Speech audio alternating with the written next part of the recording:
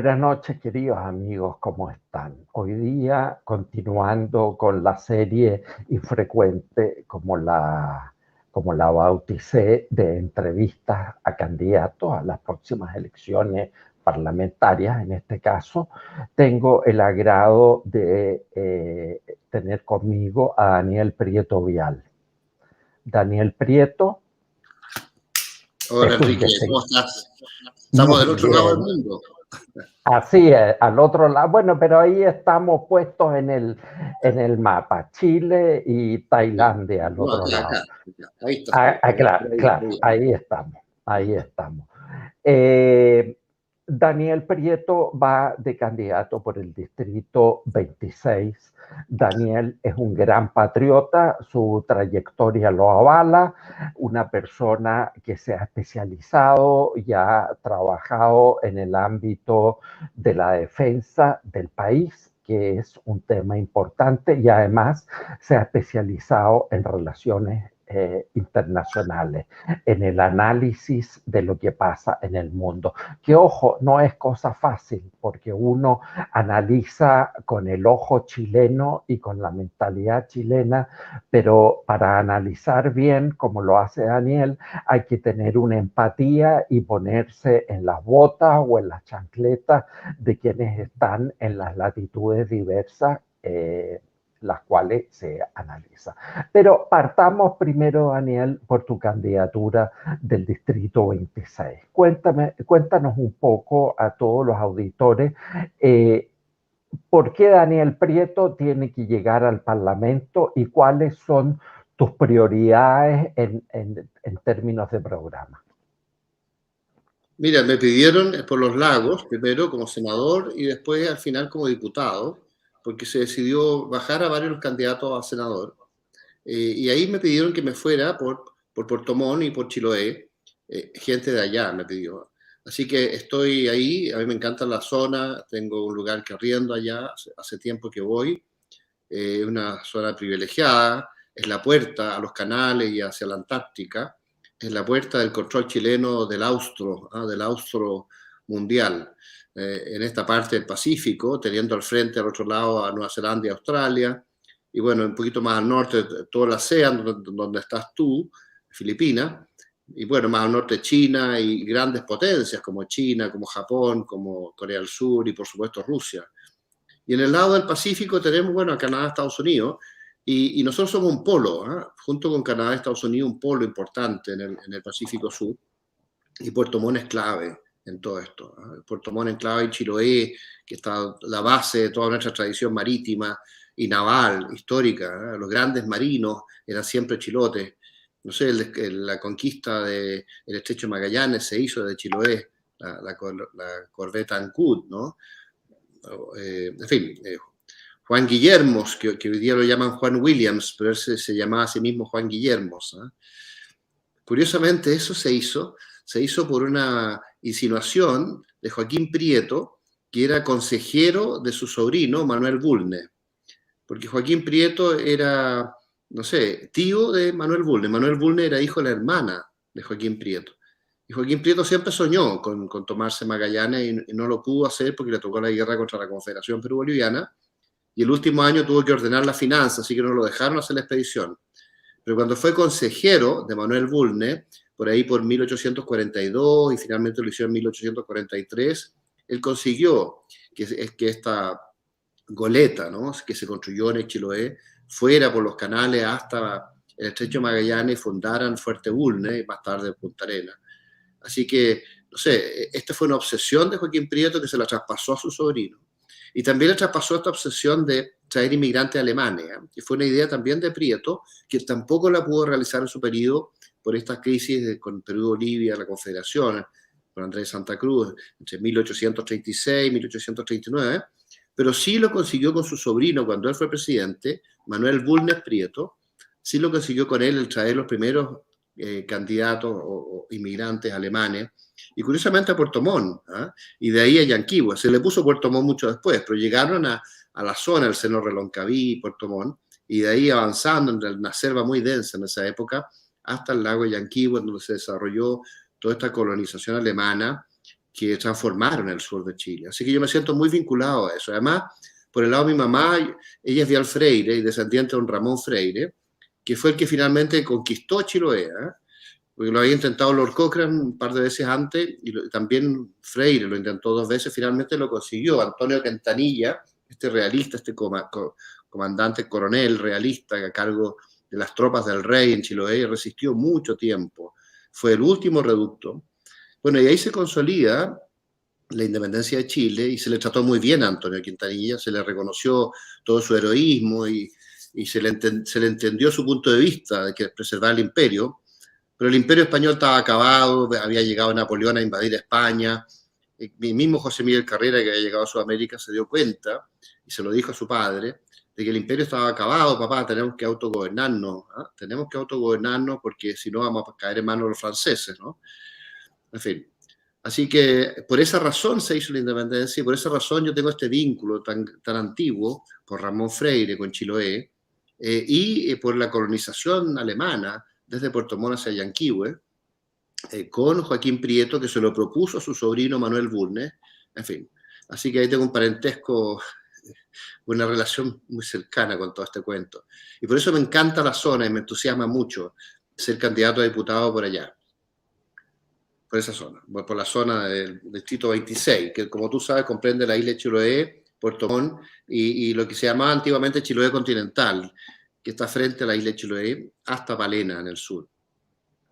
Cuando tú te paras, digamos, en la costanera de Puerto Montt o vas transitando hacia Chiloé en la barcaza, en el ferry que existe, ¿cuáles son tus pensamientos en el sentido de que es una zona que todavía puede progresar más, es una zona estancada?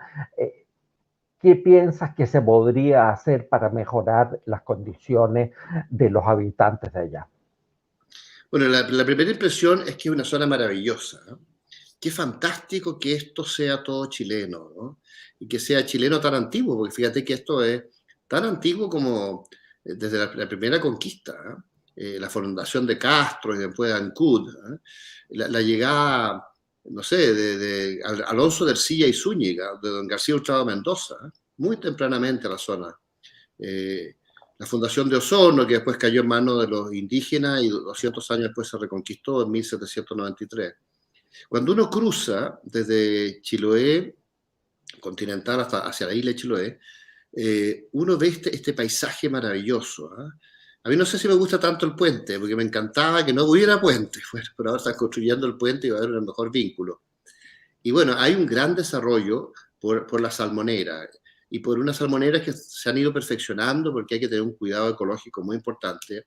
Yo soy un gran partidario del cuidado ecológico. No creo en la ideología del ecologismo porque hay muchas distorsiones ahí, pero sí creo en un sincero esfuerzo por preservar los árboles nativos, por preservar el mar, por preservar la pesca adecuada, que no haya residuos, en fin, y por preservar el paisaje, el aire, el agua, el mar. Eso es clave, ¿eh? Para el futuro. Y el turismo y la estética, en fin, todo eso es muy importante. Chiloé tiene un enorme potencial, enorme potencial. Es un país, es una zona relativamente desarrollada, no creas que es bastante próspero, fíjate. Y tiene una posibilidad de frenarse con toda esta revolución que está en camino, o desarrollarse si vuelven las inversiones. Pero para que vuelvan las inversiones tenemos que bajar los impuestos y cambiar las condiciones administrativas para que la gente se incentive a invertir. Estamos a la puerta de una revolución, en estos días próximos viene todo esto, así que vamos a ver qué va a pasar. Exacto. Ahora, dime una cosa, por ejemplo, en el tema de la salmonera en particular y la acuicultura en general, porque creo que hay otras especies que se, digamos, cultivan en el mar. Hay todo un embate de la izquierda de larga data, no es nuevo, contra la salmonera. Pensando que en Japón existe cultivo intenso de acuicultura, o en Escocia o en los países nórdicos, y ahí sí se cumplen estándares ambientales muy exigentes. ¿Tú crees que es factible frenar el embate contra la acuicultura subiendo los estándares, las exigencias medioambientales, o es una batalla perdida? Mira, los estándares se han subido enormemente. Estamos entre los estándares mejores del mundo. Es cierto que hubo una crisis hace algunos años atrás y se pasaron por varias etapas en que se aprendió importantes lecciones. La cuestión es que el mundo tiene que alimentarse a través del mar y tiene que hacerlo de forma muy ecológicamente equilibrada, porque no podemos dañar los mares, no podemos dañar nuestra salud indirectamente a través de procesos mal hechos. Así que todo lo que se haga en materia científica para equilibrios ecológicos adecuados y para ir perfeccionando la limpieza de este proceso industrial de la salmonera está muy bien. Y si además podemos incorporar tecnologías chilenas en todas estas etapas de este desarrollo, también. De hecho, hay mucha tecnología chilena, pero se puede hacer mucho más todavía en esa área. Y lo importante es darle trabajo a tanta gente con buenos sueldos. Hay mucha gente que ha cambiado su nivel de vida sustancialmente en toda esa zona gracias a esta salmonera. Es una fuente enorme de riqueza. Entonces, hay que multiplicarla, hay que desarrollarla, hay que perfeccionarla y hay que garantizar todos los equilibrios ecológicos necesarios. Así que, no sé, tenemos que esto impulsarlo al máximo y para eso hay que invertir mucho y hay que bajar los impuestos para incentivar esa inversión y cambiar toda la gestión administrativa tan burocrática del Estado, incluyendo estas leyes laborales que hacen tan difíciles incentivar la inversión. Exacto. Ahora, en cuanto al turismo, tu zona tiene ahí un icono de belleza que nosotros los chilenos lo damos por sentado, que es el volcán Osorno a la orilla del lago Yanquihue. En Japón existe un primo o un hermano gemelo, pero no se parecen tanto, que es el monte Fuji. La industria turística en Japón es impresionante cómo se ha arropado alrededor del monte Fuji, que es el icono de Japón, básicamente el gran icono y reclamo turístico fuera de sus significados históricos, de tradiciones, etcétera, es el monte Fuji y donde se le ha sacado un enorme millaje a esto con una industria turística de excelencia, merchandising, las poleras, los llaveros, los juegos, escala del Monte Fuji, etc. Y en Chile tenemos el Osorno. Yo tengo la suerte de conocer ambos y creo que el Osorno es más bonito porque el cono de lo que se ve es realmente más perfecto. Entonces, tenemos muchos iconos, muchos. Bueno, claro, pero digamos para establecer la comparación, ¿qué impulsos adicionales darías tú al turismo? Porque el turismo en los países en Chile es más o menos el 10% del PIB, si se toman todas las industrias y servicios anexos, pero esto fácilmente podría llegar al 15, incluso el 17% del PIB. ¿Qué impulso adicional se le podría dar al turismo, crees tú?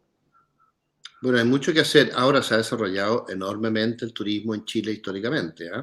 Incluso todas estas navieras que con construcciones en Chile, cochifas y todo su desarrollo, Exacto. ¿no?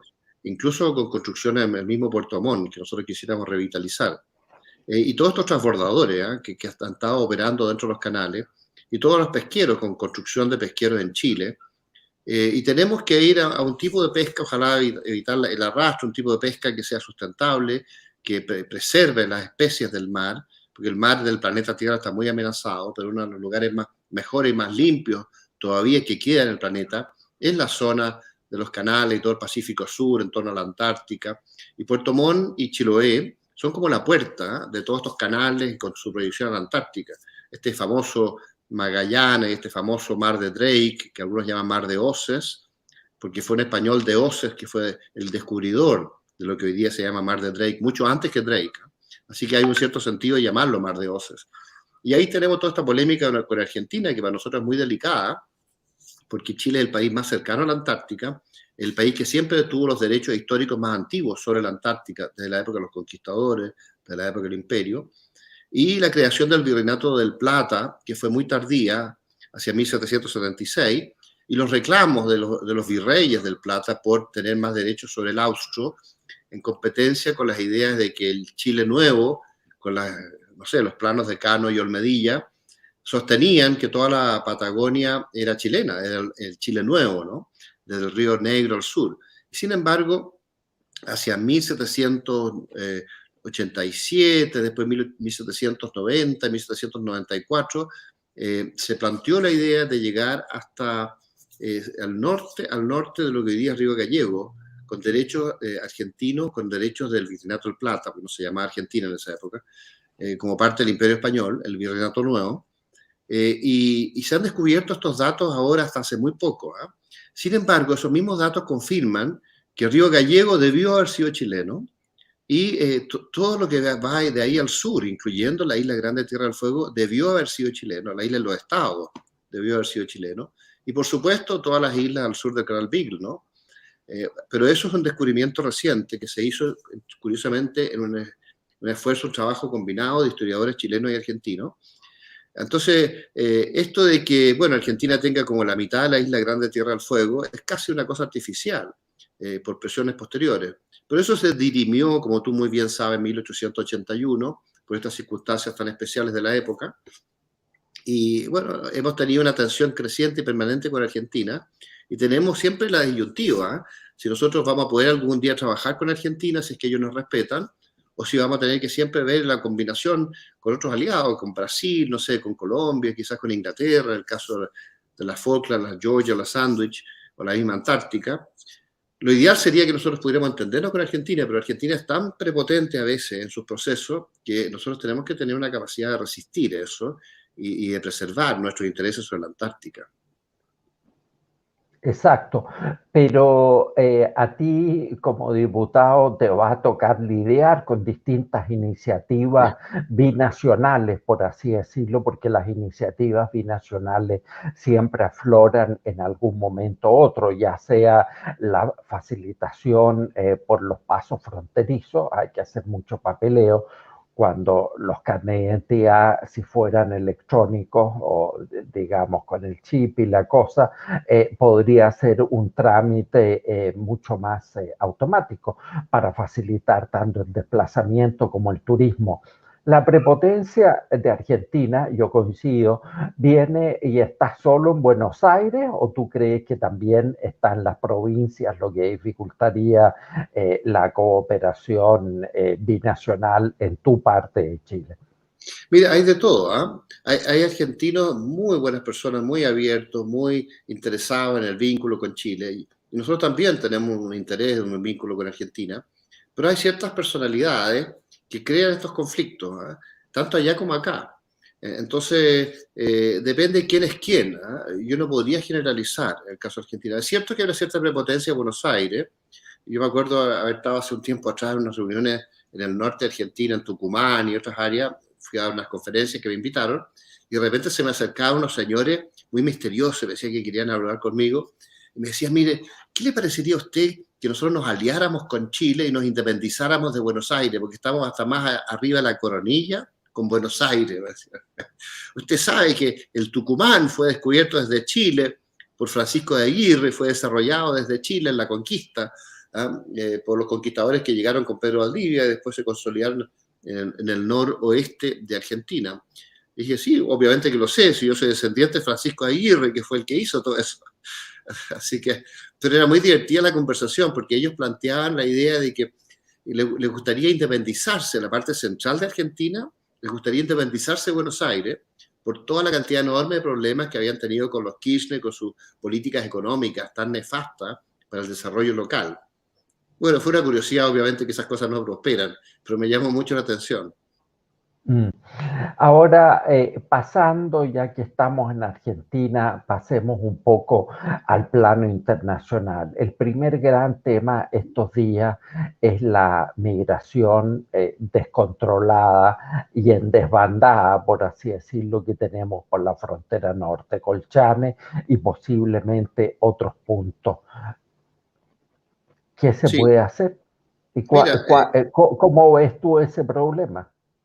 para entender bien estas cosas hay que elevarse mucho en el plano estratégico, ¿eh? Y entender que este es un proceso de los globalistas, de los progresistas, aliados con los marxistas, ya de la época del foro, y ellos a su vez aliados con la ONU.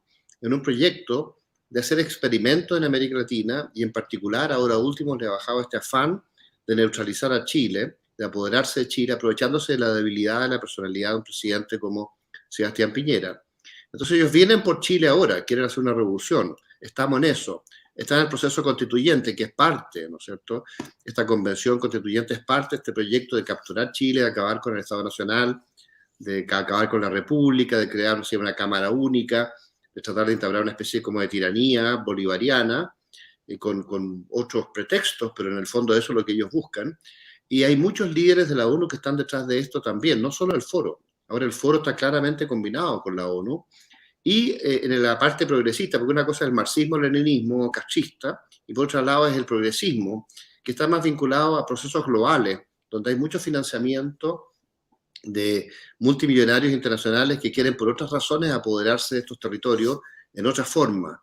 Y para ello, ellos necesitan neutralizar a los estados nacionales y neutralizar a todas estas instituciones que le dan personalidad y fuerza a los países. En el caso chileno, ellos ven que tiene mucha fuerza las Fuerzas Armadas, tiene mucha fuerza Carabineros, y tiene mucha fuerza ciertas instituciones republicanas clásicas de esta democracia que es una de las más antiguas del mundo, porque Chile con todos sus altos y bajos en la historia, cada 40 años ha tenido crisis, pero siempre ha tratado de volver siempre a la democracia y sostener con el tiempo la democracia. Y el último intento del año 80, con esta constitución que se empezó a desarrollar en el mismo año 73 con los mejores constitucionalistas de Chile, lo que buscaba era volver a la democracia, pues en caso de las Fuerzas Armadas, pero una democracia que pudiera ser protegida, que no pudiera ser destruida, como había sido destruida en el 73. Entonces se crearon y se le pidió a los constitucionalistas que crearan ciertas condiciones para que la democracia en Chile se pudiera sostener. Pero ya en el 89 empezaron a desarmar la Constitución del 80 y en los 90, finalmente en el 2005 se hicieron muchos cambios y finalmente han terminado por ahora crear todas las condiciones para reemplazarla y han creado las condiciones para que las instituciones no puedan defender la democracia y no puedan defender a Chile y a sus instituciones. Han neutralizado a Carabineros, han neutralizado a las Fuerzas Armadas, lo sacaron del Consejo de Seguridad Nacional, le quitaron las atribuciones para defender la Constitución, ya el año 2005. Entonces estamos bastante inermes para enfrentar todo esto. Así que todo esto está combinado, es un proceso muy complejo. Ahora viene un levantamiento, supuestamente, el 18 de octubre, en que vienen planificándolo con una traída masiva de agentes bolivarianos que están entrando a Chile y otros tantos que hay en Chile hace tiempo, y se intenta o se intentaría producir unos ciertos levantamientos. Vamos a ver si es cierto o no esto, pero en pleno proceso electoral es muy complicado lo que se viene.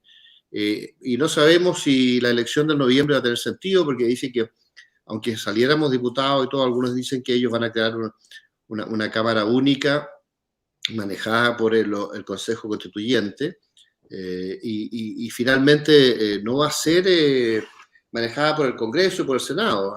Incluso quieren acortar el periodo presidencial de 4 años a 1 año por la Convención Constituyente. Quieren imponer esas tesis.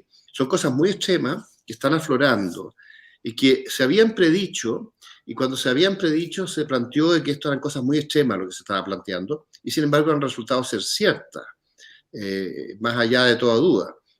Entonces estamos en una situación muy, muy, muy complicada, muy, muy complicada, justo en este momento.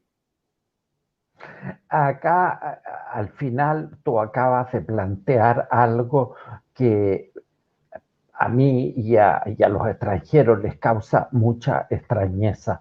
¿Por qué la élite chilena, especialmente la tal llamada, bueno, centro-derecha, a estas alturas ya es mucho, por qué siempre han sido tan negacionistas? ¿Por qué siempre han tenido la política de la avestruz, de no querer ver los problemas que se le vienen encima?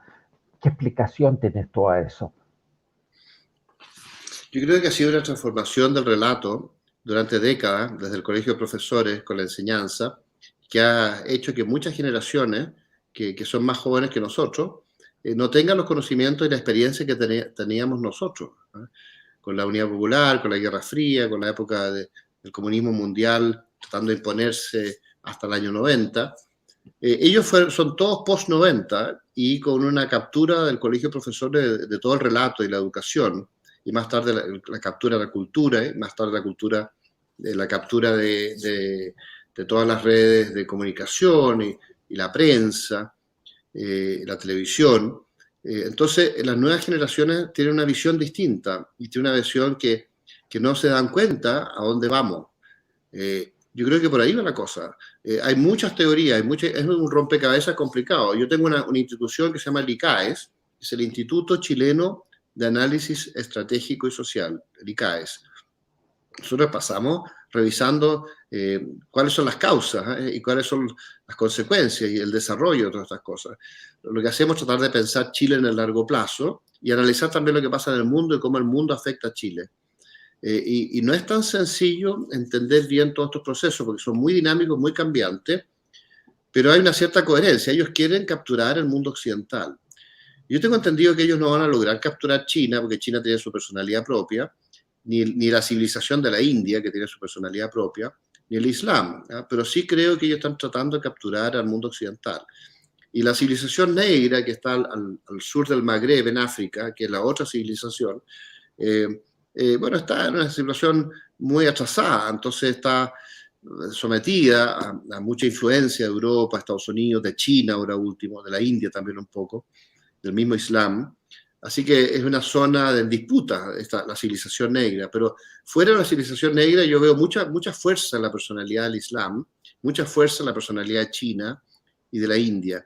Y ellos influyen como grandes civilizaciones en todas las periferias, incluyendo el sudeste de Asia, donde tú estás, la ASEAN y todos estos países, donde están en medio de este proceso de cambio de poder relativo en el mundo, una China emergente como futuro imperio dominante, una India que también está creciendo mucho y con una creciente capacidad, y el Islam por el otro lado y Estados Unidos con una cierta resistencia a ser reemplazado como superpotencia dominante, la Rusia que está media paralizada pero que tiene una gran capacidad nuclear y militar todavía, en fin.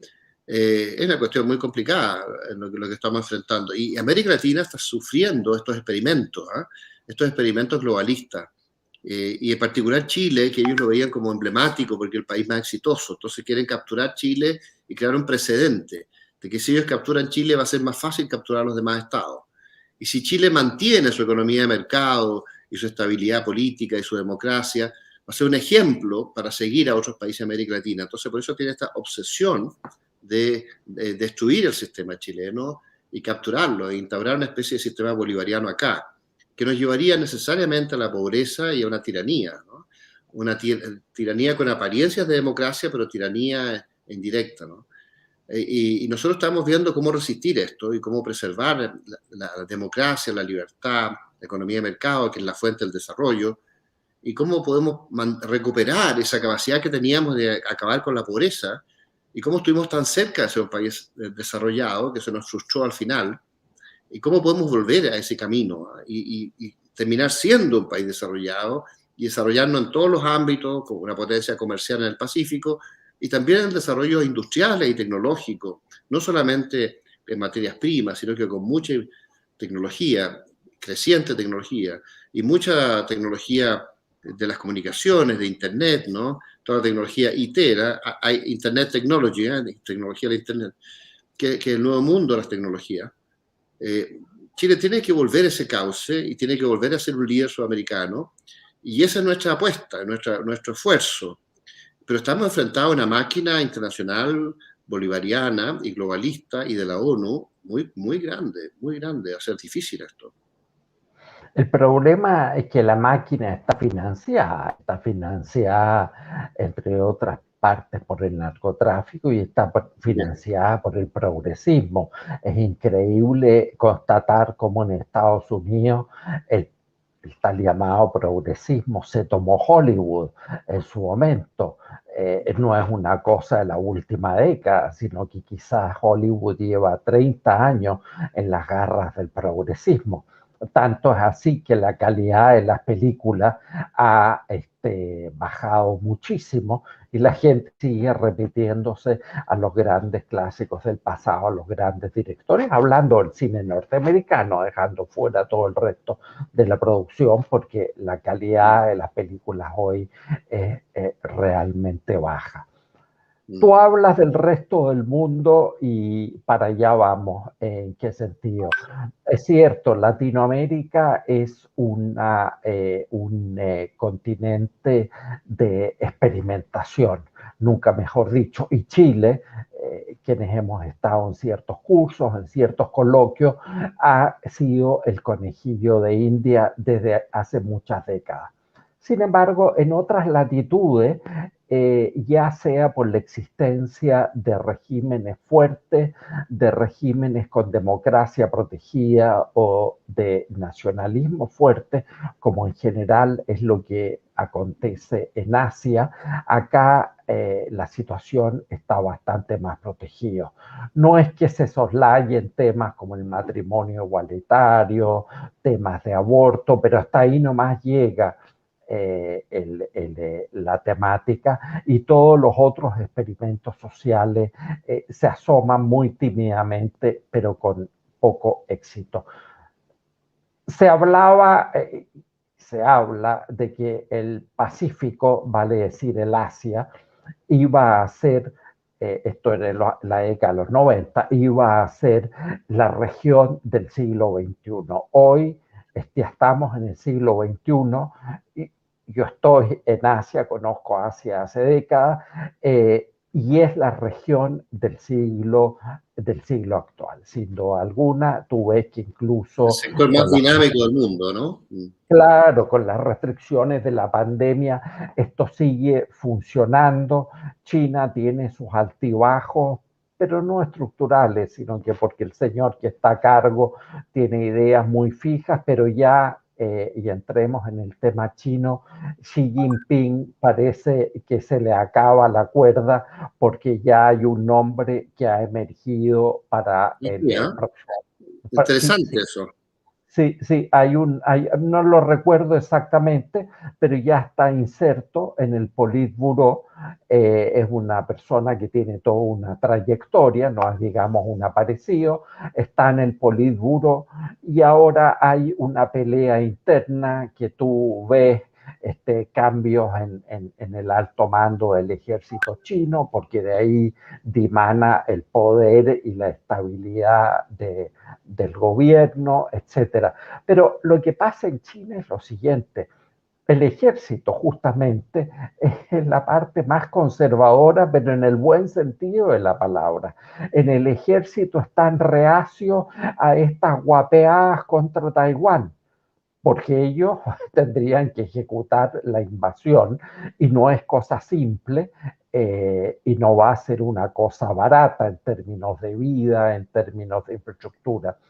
Y por otra parte, el ejército asiste impávido como la economía china está sufriendo. Evergrande, la gran constructora, es el último ejemplo que está muriendo con bastante trastorno por la falta de liquidez. ¿Cómo ves tú el tema de China? El tema de China, Trump se suponía que la tenía un poco controlada, Biden ciertamente no la tiene controlada y esto puede tener un futuro caótico. ¿Cómo ves tú China como la nueva superpotencia? Bueno, y la India, que es un país que efectivamente está emergiendo y es muy nacionalista. Mira, China no le conviene ningún conflicto, ¿eh? Y ellos tratan de evitarlo, hasta donde yo veo. Tratan de evitarlo en Corea, el problema de Corea del Norte, con Japón, con Corea del Sur, con Estados Unidos, siempre han tratado como de calmar las aguas y han postergado y postergado siempre una posible invasión a Taiwán o bloqueos o amenazas mayores, porque saben que eso podría generar una reacción de Estados Unidos, de Japón, de Corea del Sur, en cierto modo de Australia, hasta la India podría estar involucrada indirectamente en defensa de Taiwán. Ellos temen eso porque creen que mientras haya paz, ellos van a seguir desarrollándose. Mientras haya comercio con Europa, con Estados Unidos, con todo el mundo, ellos van a poder seguir desarrollando su economía. Si por un conflicto se interrumpe ese comercio, o sea, interrumpe aunque sea parcialmente, a ellos les va a afectar mucho su desarrollo. Y el proyecto de China es sacar a todo el mundo de la pobreza. Y lo han tenido han tenido un gran éxito del año 78 hasta ahora, desde los experimentos de Deng Xiaoping, gracias a la economía capitalista. Ellos han abandonado la economía comunista y se han metido a la economía capitalista o la economía de mercado, y esa es la fuente de todo el éxito. Al revés de lo que plantea el Foro de Sao Paulo, lo que plantea Cuba o lo que plantean los venezolanos con su revolución bolivariana aquí en América Latina.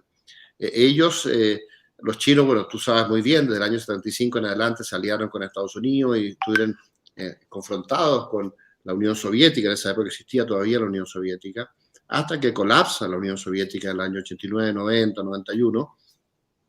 Y China, desde Deng, el año 78, empieza a desarrollarse con los experimentos en la costa primero, después el interior, enormemente, unos países con la tasa de crecimiento más alta del mundo.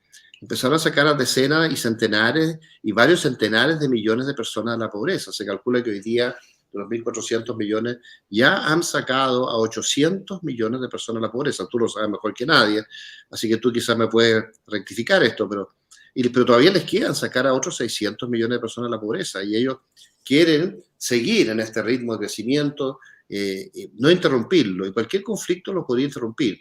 Por eso es que estas combinaciones que hace Estados Unidos con Japón, con Corea, con Australia y con la India, tratando de pololearse a los países de la ASEAN para incorporarse, estas combinaciones anti-China en la periferia le preocupan a China.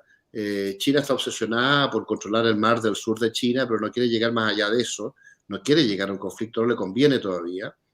Pero ellos piensan que si se llegara a un conflicto, ellos van a pretender ganarlo o imponerse en el este de Asia, aún con un país como Estados Unidos. Pero lo quieren evitar porque el costo sería demasiado alto.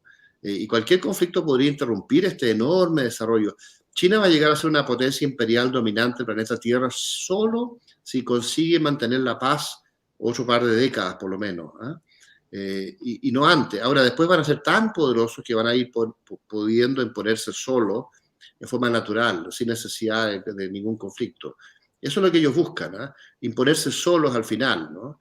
Y con el caso de Taiwán, por comercio y por negociaciones diplomáticas, combinada con cierta presión militar. Y como tú muy bien dices, el más reacio a una acción militar son las propias Fuerzas Armadas chinas. Somos los más reacios. Porque además ellos saben que tienen muchos frentes, ¿no? Tienen el frente de Japón, Corea, tienen el frente, no sé, de la India. Ellos utilizan mucho a Pakistán para amarrar a la India, ¿no? Como conflicto indirecto. Y ahora Pakistán, que ha estado imponiéndose en Afganistán, porque los talibanes al final son aliados de Pakistán, los chinos quieren aprovechar esto. Como ellos son aliados de Pakistán, buscan una negociación con los talibanes. Y más allá está Irán.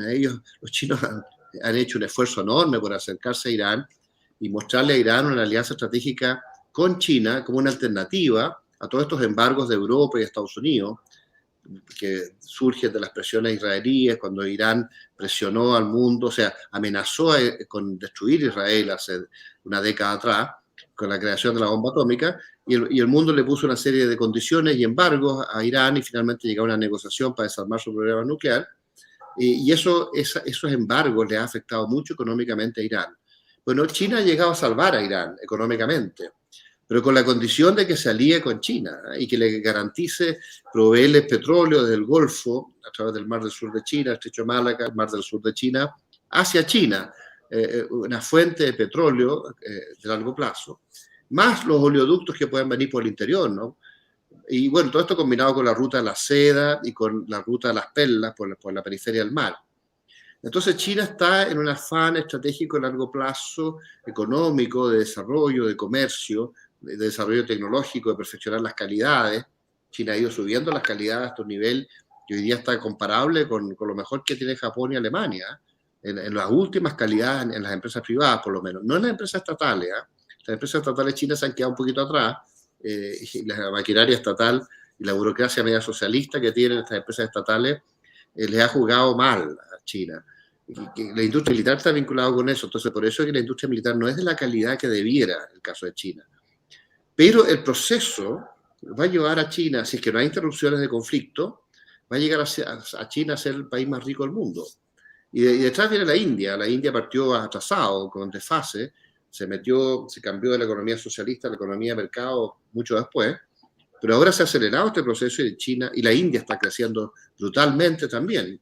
Así que entre China y la India van a ser las civilizaciones dominantes del siglo XXI, frente a un Estados Unidos que resiste abandonar su rol de superpotencia dominante, pero es un poco como lo que le ocurría, no sé, al Imperio Español en una época, o le ocurrió después al Imperio Británico, que resistió un tiempo ser la potencia dominante y finalmente tuvieron que ceder.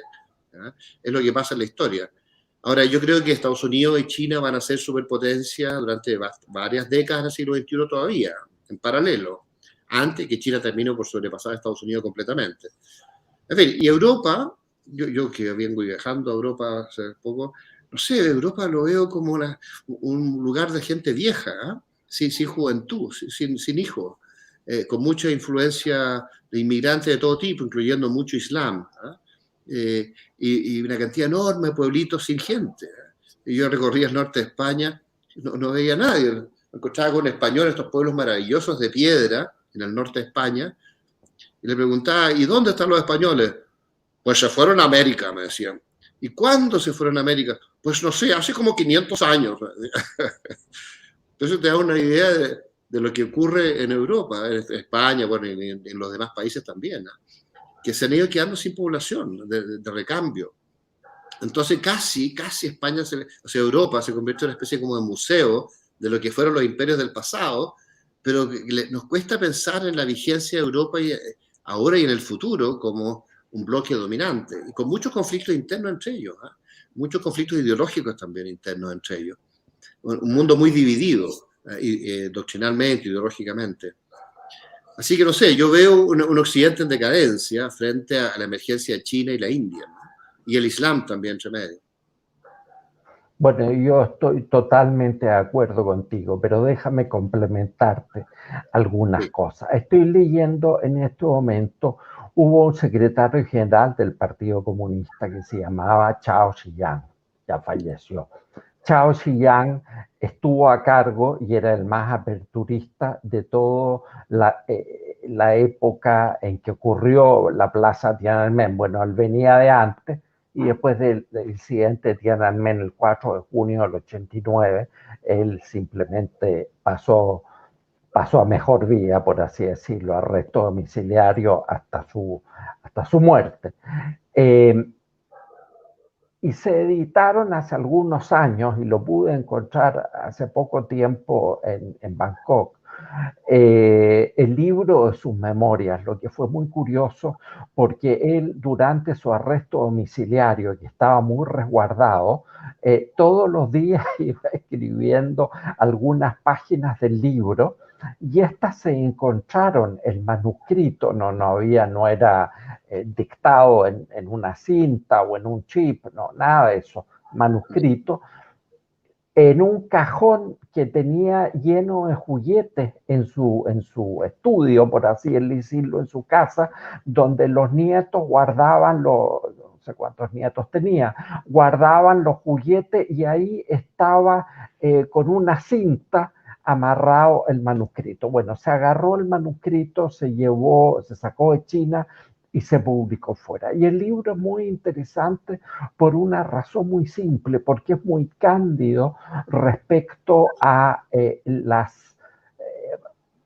entiéndase bien, las capacidades mentales, no es que fueran tontos, sino que no entendían los chinos cómo funcionaba la economía. Deng Xiaoping fue muy intuitivo porque él visitó Estados Unidos en un momento cuando se hizo cargo él de China a fines de los años 70, él visitó Estados Unidos, visitó Europa y se dio cuenta más o menos lo que había que hacer, pero no tenían el expertise técnico para llevarlo a cabo, porque él decía hay que hacer esto otro, pero claro, no daba muchos detalles, y los detalles al final se hicieron entre institutos en Singapur y universidades en Hong Kong. Hubo dos universidades, me tocó en los años 90 conocer a los profesores que participaron en esto de las zonas económicas exclusivas y todo eso. Y por eso es que todo el proceso de desarrollo económico fue un poquito desordenado y un poquito caótico porque el liderazgo no tenía la capacidad de entender, como si, por ejemplo, en el Chile de Pinochet, sí existió la capacidad de entender con algún detalle cuáles eran las cosas que había que hacer.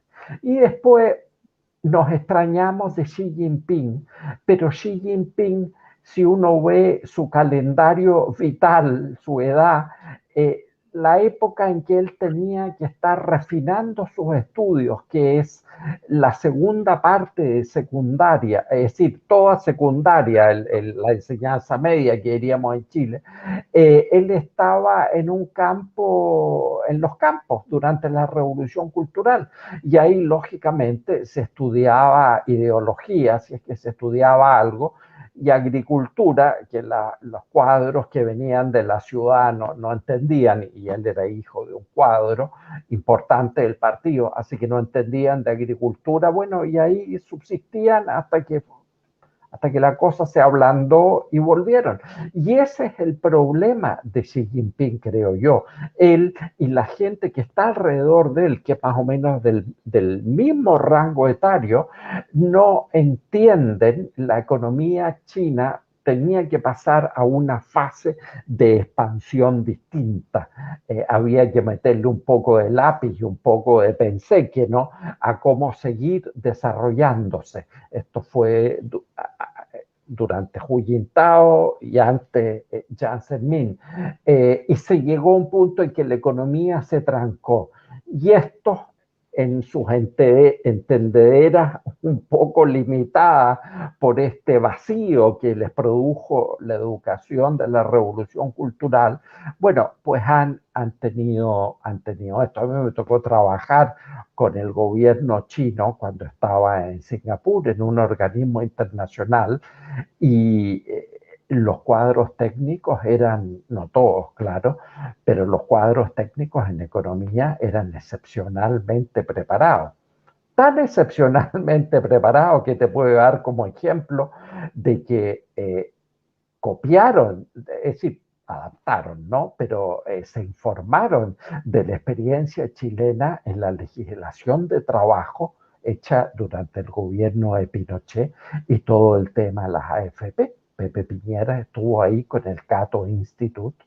Yo estaba en Pekín en aquella época, donde hicieron presentaciones y después a mí me tocó preparar una delegación chilena presidida por el señor Heidemann, ¿te acuerdas tú del tema del trabajo? Él fue importante en eso y hubo reuniones con el Ministerio de Trabajo, en fin. Así que ellos tenían cuadros que entendían más o menos lo que había que hacer.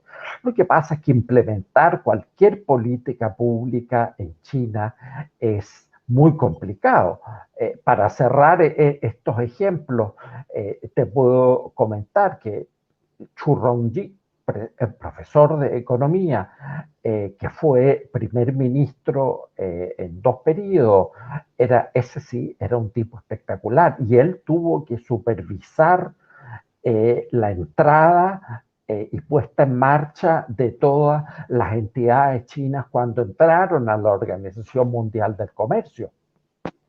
Y ahí no había debate posible y tú, ya las anécdotas tendré que recordarlas para otra sesión, pero eran por dictat lo que tenía que hacerse porque no había tiempo para reprogramar a la gente y reeducarla en la manera y en los usos y costumbres del comercio internacional. Y luego tú mencionas la India. La India está en un periodo de muy buena bonanza y eso se debe a un gran líder que tienen, primer ministro Narendra Modi, que es nacionalista. Como dato, para que ustedes, los auditores, concluyan, muy amigo de Donald Trump. Existe un video que es memorable e impresionante de la bienvenida que te lo voy a mandar, Daniel, si no lo conoces. Déjame buscarlo. Conozco esa bienvenida, sí.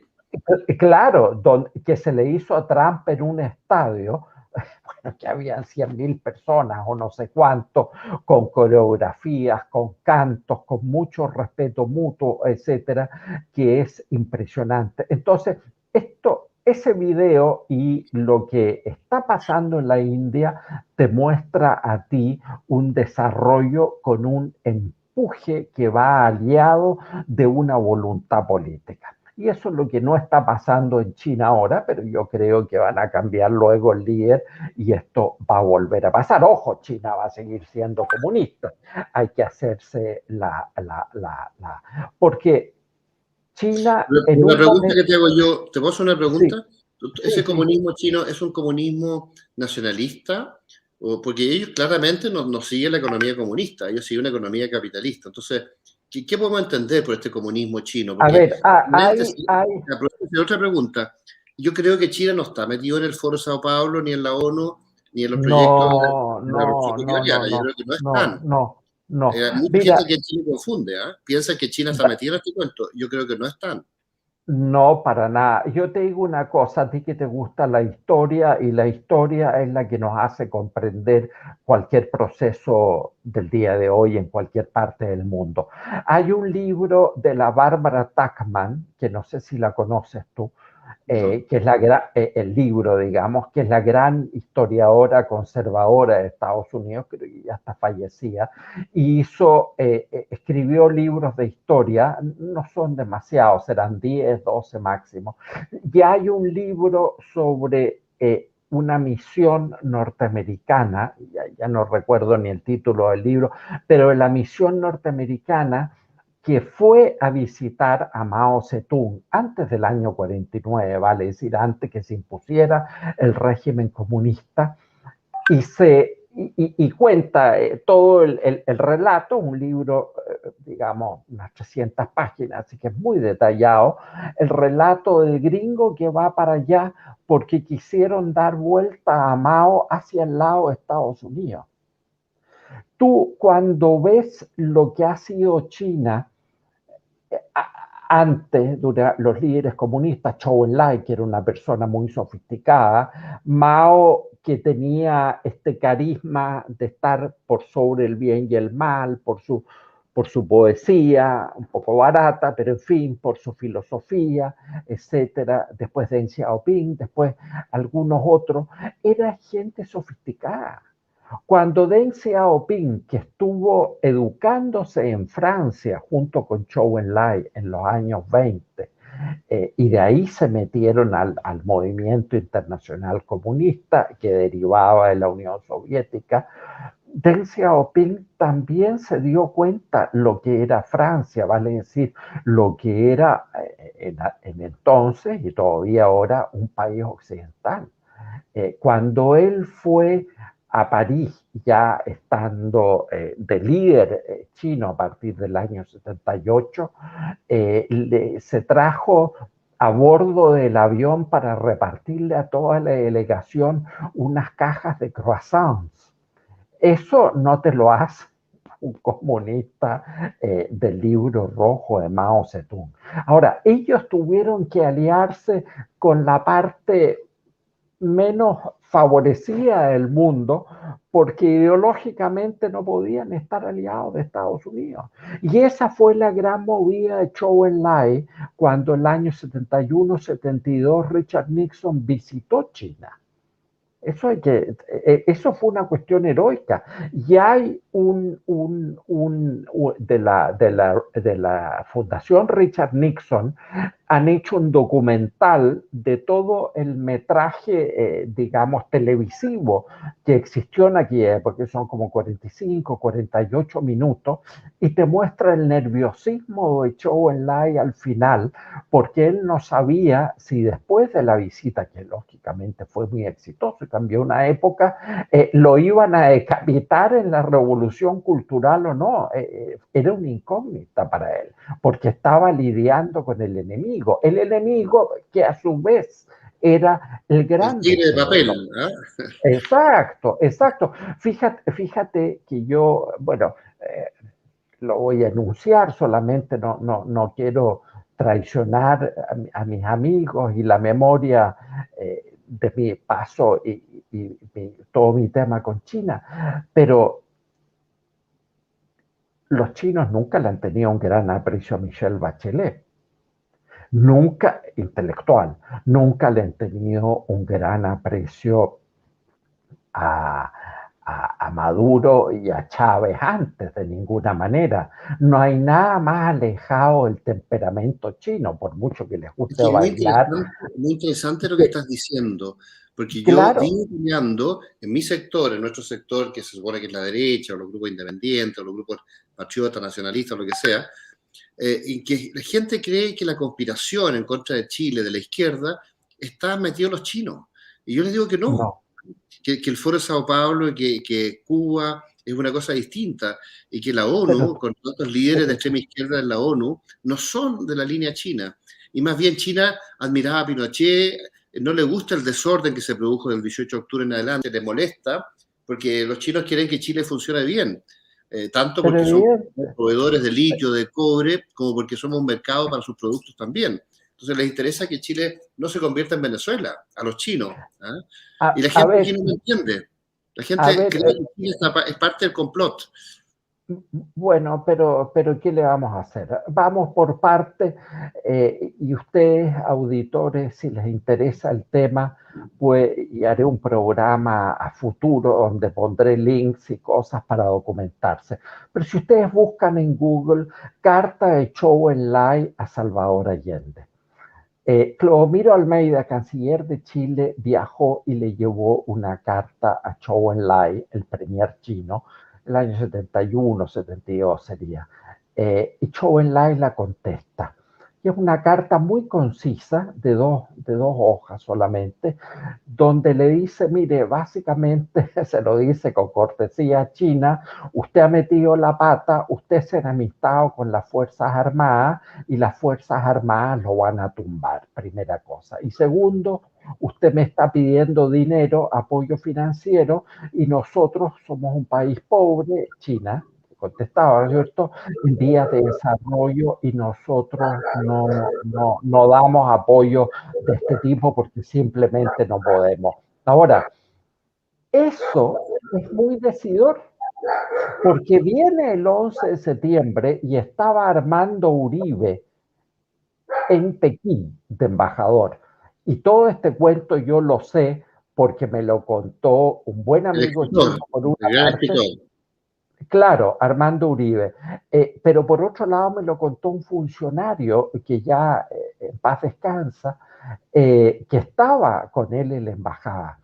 Los chinos, viene el 11 de septiembre, en aquella época no había CNN, no había internet, nada, así que digirieron esto poco a poco y Armando Uribe pensaba que los chinos no iban a reconocer a Pinochet, por una parte, y pensaba que los chinos iban a resguardarlo a él como representante del Chile en el exilio o de lo que fuera.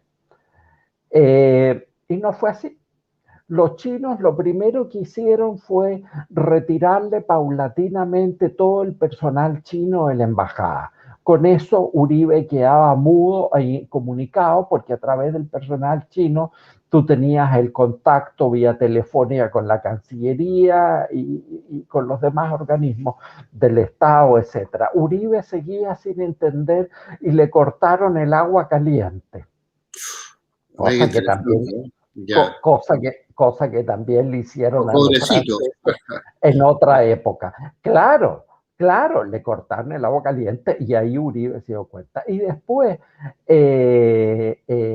llegaron el primer embajador, no recuerdo bien quién era, creo que era un ex general de la aviación o alguien, porque siempre, casi siempre fueron uniformados, hasta casi el final del régimen de presidente Pinochet.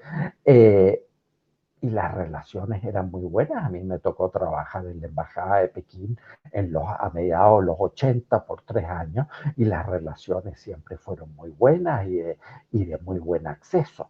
Y luego, con el, entre comillas, retorno a la democracia, el general Pinochet siendo, sí, era senador vitalicio, pero o no, o ya era, o No, antes fue, del ya no me acuerdo, ejército todavía, ¿no? comandante en jefe. En algún momento él fue, pero después del 90, él fue a Pekín de visita. Ah, mira, Y no me él, acordaba de eso. claro, pero claro que Beijing. estuvo de visita oficial, Oye, invitado ¿le por el dice gobierno Beijing o chino, Pekín? etc. Beijing. Beijing, Beijing. Bueno, ¿y qué pasó? De que alrededor de la plaza Tiananmen, que hay todo este alumbrado público muy bonito, ahí, bueno, un poco chinesco y muy comunista, pero en fin, muy adornado, colgaban las banderas chinas, y en este caso de Chile, que era honor reservado solo a los jefes de Estado. Mira, qué Entonces, curioso, ¿no? ¿de qué estamos hablando Claro, acá? claro. ¿De qué estamos hablando? Mira, Ahora, los chinos han tenido negocios en Chile, entre otras cosas, por un factor muy determinante, la intermediación de Eduardo Frei Ruiz-Tagle, que hasta hoy sigue siendo embajador extraordinario en esa parte del mundo, porque no solo China, sino que él da vuelta en el este de Asia, ¿no? exacto, intermedia negocio. Eso es lo que ha facilitado a que los chinos vengan. Y como Estados Unidos no tiene buena relación con Chile, porque Piñera, bueno, y Bachelet no hablemos, la arruinó con Trump antes que Trump saliera elegido, lo insultaron por televisión, dieron Y Piñera declaraciones también, claro. inconvenientes, etcétera. Entonces, las relaciones con Estados Unidos se resintieron y siguen resentidas hasta el día de hoy. Piñera no viajó a Nueva York porque quería pasar por Washington a ver a Biden y no hubo espacio en la agenda. Entonces, siguen las relaciones resentidas hasta el día de hoy, que se han agravado con el tema de las industrias no en las AFP, sino, bueno, las AFP también parcialmente son dueñas los gringos y estas maniobras pues no les Oye, gustan Enrique, nada, no pero te de quiero los otros. interrumpir porque está súper interesante, pero estás como 3 minutos pasados, pero sigue nomás. De la No, hora, no, ¿no? es No, que no sé no, si tienes pero tiempo, ¿no? no, Ya. no tenemos límite horario, pero sigamos un Ya. ratito más. Porque yo Entonces, tengo un programa después, ¿ah? Pero sigue nomás. ya, entonces, pero no, sí, un poco más. Para cerrar el tema, los chinos son víctimas de la ideología de izquierda, comunista, si quieres llamarla, o de lo que sea, donde tienen que estar con sus pares. Ellos durante los años 50 y 60 cultivaron los no alineados al presidente de Indonesia, a Nehru en la India, etcétera. Pero todos esos eran palabras vacías, porque hay que ver cuáles son los países que han amojonado con el tiempo y cuáles no. Entonces, yo descarto que China esté interviniendo, que alguien del gobierno chino, algún estamento, esté participando en reuniones. No, Eso mira, es una cosa. yo te puedo contar, nosotros en el ICAE tratamos de tener información indirecta y he Ujú. recibido, los chinos son muy herméticos, así que es muy difícil saber lo que piensan. Pero por cosas indirectas y por contactos que hemos tenido indirectos, ellos, no sé, quieren orden, no pueden entender que Piñera no haya apoyado a Carabineros, no pueden entender que no lo haya autorizado a la Fuerza Armada a poner orden, no pueden entender que Chile haya aceptado este caos autodestructivo, destrucción del metro masivo, destru destrucción masiva de supermercados, con quién más masiva de supermercados, de miles de pequeños negocios. Los chinos no lo pueden entender.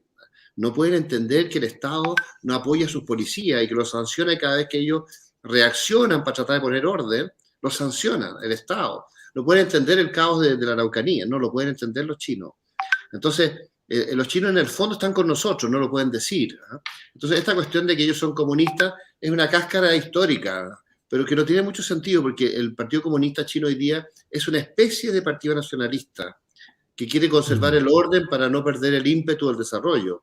Pero no es un comunismo activo como lo era el de la Unión Soviética o el castrismo cubano, con toda la revolución panamericana de la época, del terrorismo de la época, y ahora con lo que surgió del año 90 en adelante con el Foro y últimamente con el Grupo de Puebla. Pero esa revolución tiene un origen en el comunismo soviético antiguo, que después siguió Fidel Castro, que terminó esta alianza con el Partido de los Trabajadores, Ignacio Lula da Silva, en los 90, y la alianza con todo el extremismo iberoamericano, todos los grupos terroristas, los grupos de extrema izquierda, y eso es lo que está imperando en este momento, pero China ve esto casi como con espanto, y por ningún motivo están metidos. Así es, así es. Pero Bueno, mucha gente no lo entiende en Chile, que cree que China está metida. Pero hay que conocer las realidades, hay que conocer las situaciones, hay que entender que un país puede ser comunista, porque el bottom line es el siguiente: bueno, China es comunista, ¿y qué vas a hacer tú en contra para cambiarlo? No hay nada que hacer, van a seguir al ritmo de ello. Es un país muy complejo, pero es un país con el cual nos podemos entender. Y esa va a ser una de las labores, Daniel, que vamos a tener por delante, especialmente si Hack llega a la moneda. Vamos a tener que reconstruir la Cancillería, que ha estado inmovilizada y jibarizada. No han hecho nada con todo el tema de Colchane. Yo estuve averiguando, no han hecho absolutamente nada, en circunstancias que sí pudo haberse hecho del lado diplomático más de una gestión, especialmente con Bolivia y con Perú. Va a haber que reconstruir esto y va a haber que repensar mucho, porque el mundo está cambiando en Chile, que somos los conejillos de India, pero está cambiando en otras partes también. Y eso hay que tenerlo en cuenta. Daniel, espero que tu carrera al Congreso sea exitosa, porque tu reflexibilidad y tus conocimientos históricos, que son los que ayudan a entender el presente y a proyectar el futuro, son un bien extremadamente escaso.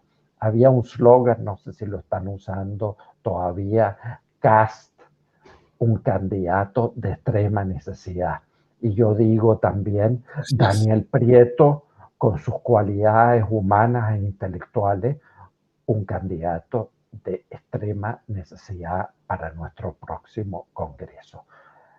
Daniel, muchas gracias, un abrazo, queridos amigos, les agradezco. El próximo miércoles ya tengo listo otro candidato, no se los voy a adelantar, pero un candidato muy interesante que está dando la pelea en todo lo que es la defensa de nuestros militares perseguidos, la defensa del Estado de Derecho, etcétera. Nos vemos el miércoles y antes este domingo con Juan Lowe. Muchas gracias y muy buenas noches. Daniel, buenas noches.